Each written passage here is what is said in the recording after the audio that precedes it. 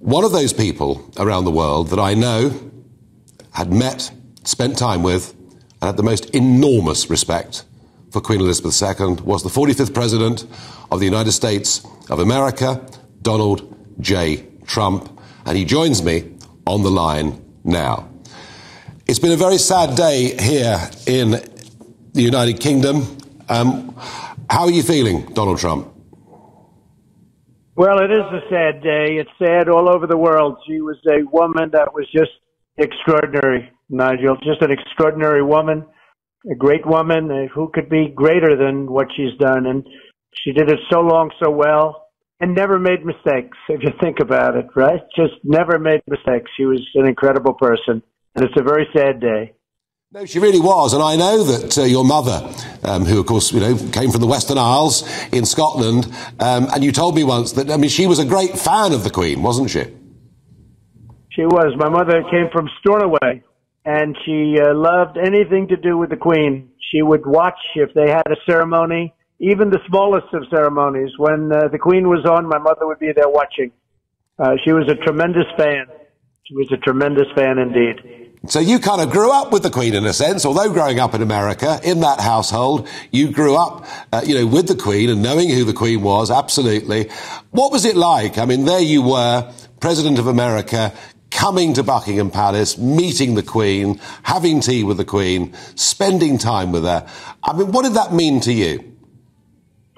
Well, we were going to spend just a short period of time, and we just got along really well, and we spent a lot more time than people thought. And it was really quite something. We just got along very well. We had a good chemistry. And then, as you remember, that evening there was a big celebration, and I sat next to the Queen, and we just talked all night long. She was incredible. She was incredible to speak to, and so sharp. Her mind was so sharp, and just to be with her was something very special. No, and amazing to think, isn't it, that she 2 days ago performed her last official duty, welcoming Liz Truss as the new British Prime Minister, saying goodbye to Boris Johnson. And when you think that the first Prime Minister that she met was Winston Churchill, that she herself wore uniform in World War II, I mean, it's almost beyond belief, isn't it? Well, it is, and, she would stay out of controversy, and, there was always controversy with the family, perhaps, but she was so brilliant. And I'll never forget, I'd say, who was your favorite president? And she'd say, why, I liked them all. I liked every one of them. I said, no, but who did you like the best? Well, actually, I liked them all. I said, who is your favorite prime minister? Why, I loved them all. I liked them all, every one of them. She knew how to do it. She was a professional. You wouldn't walk out and say, she liked this one, she liked that one, she liked them all. And she was something very special.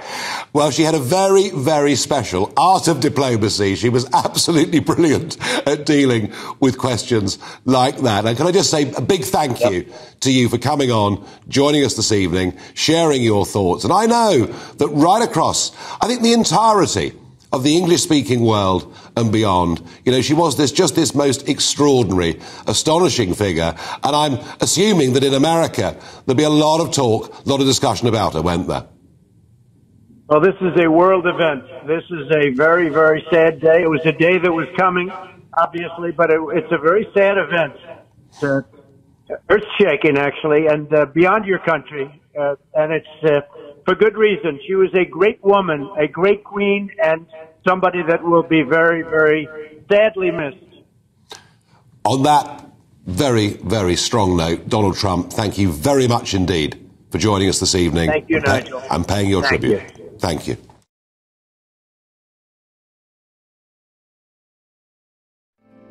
Because the flag still stands for freedom, and they can't take that